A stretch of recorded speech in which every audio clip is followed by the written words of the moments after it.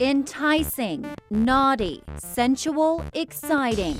Words and pictures to attract clients. Pretty much any man will pay for it if he sees what he wants. Becca advertises on the Boise board. We connected with her and 2 other prostitutes after setting up an account. Hello? Hey Liliana, it's Eric.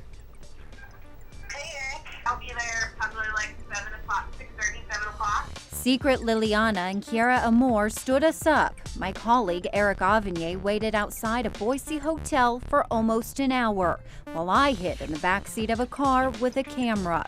Finally, an appointment with Becca in Caldwell panned out. Okay. Well, here's the deal. I'm not who I say I am. Okay. Okay. I am actually a news reporter.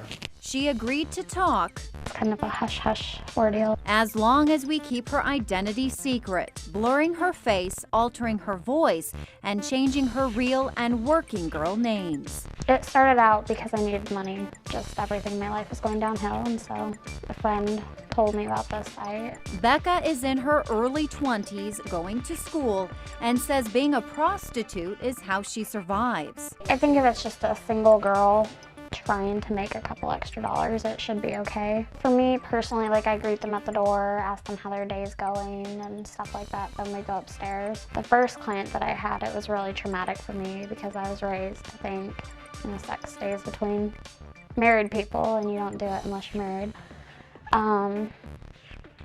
So it was really hard for me at first. And now I guess you just kind of get numb to it. It just becomes what you do. Becca says making appointments online is a lot safer than walking around town looking for clients. Police say that's just not true. You don't know who you're dealing with, and now you're bringing them into an intimate situation. They know where you live. They know the places you use for your business. And so it's even much easier for them to track you as opposed to possibly some of these prostitutes on the street. Meridian Police Department's deputy chief says the Boise board is dangerous but legal. It doesn't become a crime until money's exchanged. There is no telling what is going to happen to you. Recently, detectives conducted a sting using the website, arresting 12 Johns and prostitutes. Bastrachea says there's an obvious demand in the Treasure Valley. We found it difficult actually to set up some of the appointments because they were so busy. Becca is one of those busy members, on a good week making $2,000 in tax-free cash.